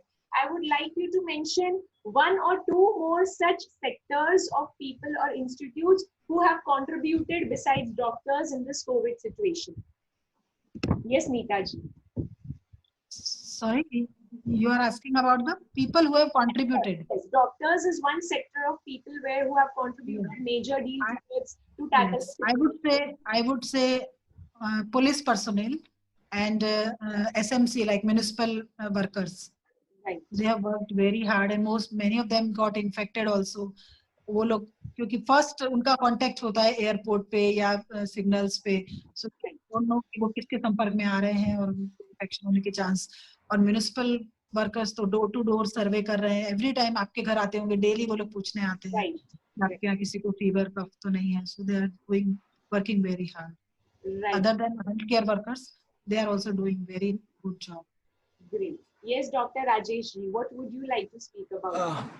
मैडम ने बताया वो तो ठीक है, लेकिन एक साथ ही इसके साथ साथ वी शुड नॉट फॉरगेट दी जो सफाई कर्मी है, बिकॉज जो हमारे जो सॉलिड या लिक्विड वेस्ट होते हैं उसको डिस्पोज करना और उसको डिस्पोज करके और उसको सेग्रीगेट करके उसको अलग करके ले जाना, I think this is the सबसे ज्यादा प्रॉब्लमेटिक उन्हीं के लिए है. और इस सिचुएशन में जब हम एक दूसरे से मिलना नहीं चाहते हैं, जब एक दूसरे से सामने से बात नहीं करना चाहते हैं, जब एक दूसरे के सामने खड़े नहीं रहना चाहते हैं, तो आई सैल्यूट टू द सफाई कर्मी, चाहे वो किसी भी लेवल पर हो, सोसाइटी का हो, घर का हो, घर से बाहर का हो, या फिर जैसे म्युनिसिपल कॉर्पोरेशन का हो. They are doing lot of thankful job, lot of. Right. So salute all the people, those who have worked really hard day and night, in fact got infected and फिर भी लगे हुए थे कि they are going to contribute and make the place a better place, maybe to the extent they can contribute looking up to the patient. The last question we would like to ask you, Rajesh, Dr. Rajesh ji, हमने ऐसा सुना है कि आपके जो orthopaedics operations चलते हैं वो रात को 12-1 बजे तक चलते हैं. So how your family supports you for the same, because घर पे 12-1 बजे आप पहुंचते हैं and you know your family members are waiting, तो कैसे रहता है उनके साथ इस चीज का बैलेंस, इंटरेक्शन? वेल, सबसे पहले तो actually orthopaedics is a branch जिसमें इमरजेंसीज बहुत होते हैं, रोड ट्रैफिक एक्सीडेंट, और खास करके जो फ्रैक्चर होने के बाद ब्लीडिंग होने लगता है, जिसको हम कंपाउंड फ्रैक्चर अपने टेक्निकल लैंग्वेज में बोलते हैं, तो ऐसे केसेस में हमें इमरजेंसी में सर्जरी करनी पड़ती है. और ऐसे में रात को 12 भी बजता है, 1 भी बजता है, और कभी लेट भी होता है. तो I am one of the fortunate and blessed guys कि मेरी वाइफ मेरा इंतजार करती है. रात को 12 तो 12 और 1 तो 1, हम रात को 1 बजे भी साथ में खाना खाते हैं. This is just you know emotional, जो लागणी आप कहिए ना, लागणी तो beyond words, I can not express in words. But doctors life are usually very difficult, tough, and if better half understand this, it become easier. तो for me it is very easy, but for others, even मेरे friends, मेरे जो दोस्त हैं, वो लोग सब कहते हैं यार तुम कैसे मैनेज करते हो. But okay, it is all credit goes to my better half and I am blessed. Of course, what a strong emotional bond you have. 12 बजे या 1 बजे you sit together, you talk, you have your dinner. Great. So great support from your better half. Coming to Neeta ji. Neeta ji, आपके बारे में पता चला that आप भी एक गवर्नमेंट के एम्प्लॉय हैं, गवर्नमेंट के लिए काम कर रहे हैं, गवर्नमेंट ऑफिसर है. एट द सेम टाइम आपके हस्बैंड भी गवर्नमेंट ऑफिसर है, जो दिन रात मेहनत कर रहे हैं, आप यहाँ सूरत में एंड आपके हस्बैंड मुंबई में. So he's a revenue officer, I mean principal commissioner of income tax. So how do you coordinate your personal life and of course the moral support in it? It's difficult, but Bombay is not so far, so now we are like in better position, but it's difficult to manage. But if both are working, so you have to manage it with compromise. That's what I should say. Because it's easy for me to resign and leave the job and join him. It will be easy path, but I don't want to do that. So I'm continuing. Right. So ma'am, you are dedicated towards your duty, towards your responsibility, and you are into it. And I suppose even your husband has been working in Mumbai. So you are, I mean, अगर मैं देखूँ ये पूरी बात में तो ये समझ में आ रहा है कि duty first and of course हम लोग बॉम्बे दूर का है या सूरत दूर का है तो पास ही. राइट. सो आप दोनों ही स्पीकर्स ने बहुत अच्छे से किस तरीके से अपने बेटर हाफ के साथ कोऑर्डिनेट कर रहे हैं, मॉरल सपोर्ट दे रहे हैं और एकदम लीडिंग पोजीशन से एकदम डेडिकेटेड तरीके से आप लोग अपने ड्यूटीज निभा रहे हैं. So salute to both of the speakers. It really matters a lot क्योंकि काम तो बहुत लोग कि टाल देते हैं कि पहले लाइफ को बैलेंस करने के लिए, पर्सनल लाइफ को बैलेंस करने के लिए, बट आप दोनों ने ही बहुत बेहतरीन तरीके से अपनी ड्यूटी को पहले दर्जा दिया है. And of course with the moral support and coordination of your better half you have progressed to a great deal. So thank you so much, Dr. Rajesh ji, Dr. Neeta ji. It has been a wonderful, informative session. In fact, even the chat box is filled with saying that it was quite informative session. And yes, Balkishan ji, over to you. Thank you very much, Harsha. And we are also very thankful to Neeta ji Khandelwal and Dr. Rajesh Kumar ji. और मैं personally Nita जी और राजेश जी को जानता हूं, लेकिन आज का webinar के बाद मुझे और भी बहुत सी कोविड से रिलेटेड भी नॉलेज मिली है और पर्सनल भी कुछ चीजें जानने को मिली. और रियली में जो हम कोरोना वॉरियर्स की बात कर रहे हैं तो नो डाउट बहुत तरह से लोग काम कर रहे हैं, लेकिन जो ये फील्ड है, डॉक्टरी फील्ड है, इनकी एक तरह से मोरल रिस्पॉन्सिबिलिटीज भी है. और नीता जी जैसे आज 14 घंटे 16 घंटे 18 घंटे काम कर रही हैं क्योंकि रिस्पॉन्सिबिलिटी इतनी बड़ी है, इतनी बड़ी पोजीशंस पे है, तो बहुत अच्छे तरीके से पूरे शहर की रिस्पॉन्सिबिलिटीज हमारे अपने ऊपर लेके बैठे हुए हैं.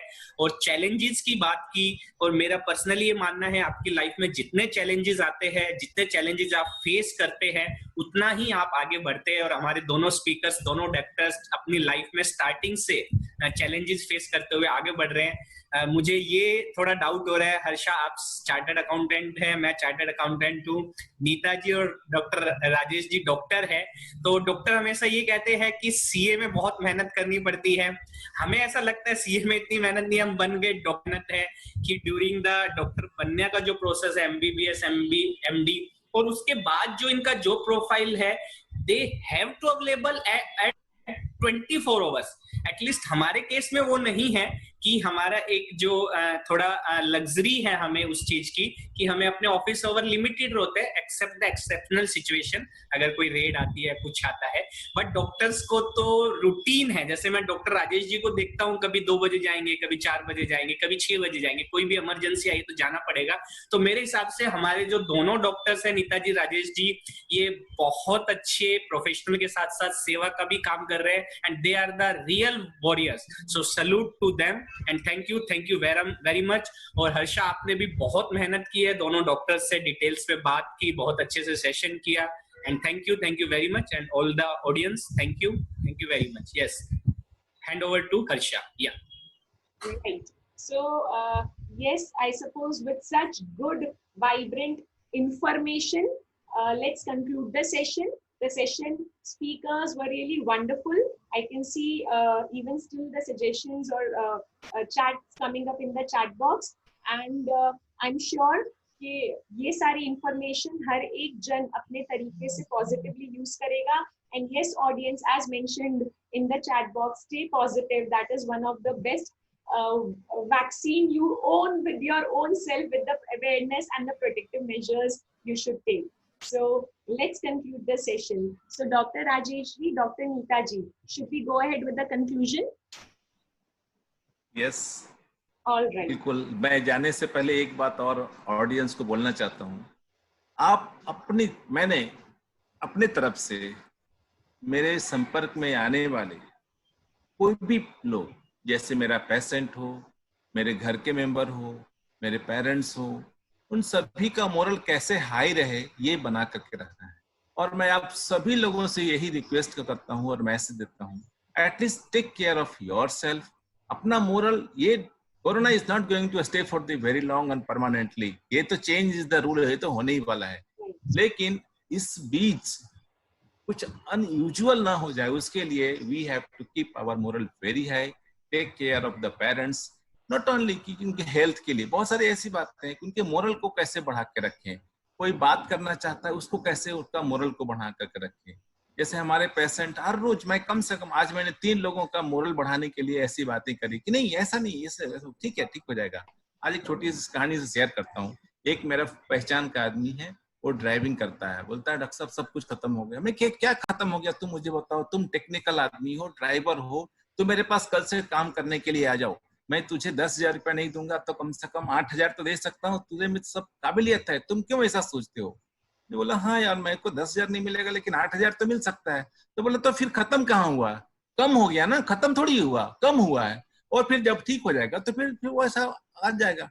सो द मैसेज इज कि एटलीस्ट टेक एवरीवन केयर कि मैं अपने आजू बाजू में संपर्क में आने वाले हर आदमी का मोरल कैसे ऊपर कर सकता हूँ.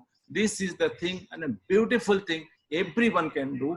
कुछ इसके लिए कोई एक्स्ट्रा ज्ञान की जरूरत नहीं है. Thank you very much for having me, listening me and giving me time. Thank you very much. Right. Thank you so much. So as said by Dr. Rajesh, keep up your moral high. And Neeta ji ने बहुत अच्छे तरीके से वो SMS और I would add that social distancing is the less suitable word. It should be physical distancing. So आप लोग जुड़े रहे. आजकल तो इतने गैजेट्स अवेलेबल है, आप वीडियो कॉल करके Zoom पर आप फैमिली मीटिंग कर सकते हैं. So without physically meeting, you can meet virtually also. Right. So से आप लोग खुश रहेंगे, मिलेंगे जुलेंगे, बात करेंगे, कुछ अपना एक्सपीरियंस शेयर करेंगे. So social distancing नहीं रखें, physical distancing रखें. Right. Right. So with all these good informative tips, let's conclude the session here. So Balkishan ji, I think yes. So thank you so much. Thank you Balkishan ji, Neeta ji, Rajesh ji. It was wonderful. And last but not the least, I would just like to say that Balkishan ji has been always on his toes to keep up the spirit high, to keep up the new things in a very positive manner. कि हाँ चलिए करते हैं जो करना है. And with that high spirit, we are here together and of course going to go ahead along. So thank you Balkishan ji and thank you speakers. All right. Thank you very much. All right. Thank you audience. Thank you viewers. So here I conclude the session. Hope you had a good information from this session. See you all. Bye-bye. Bye.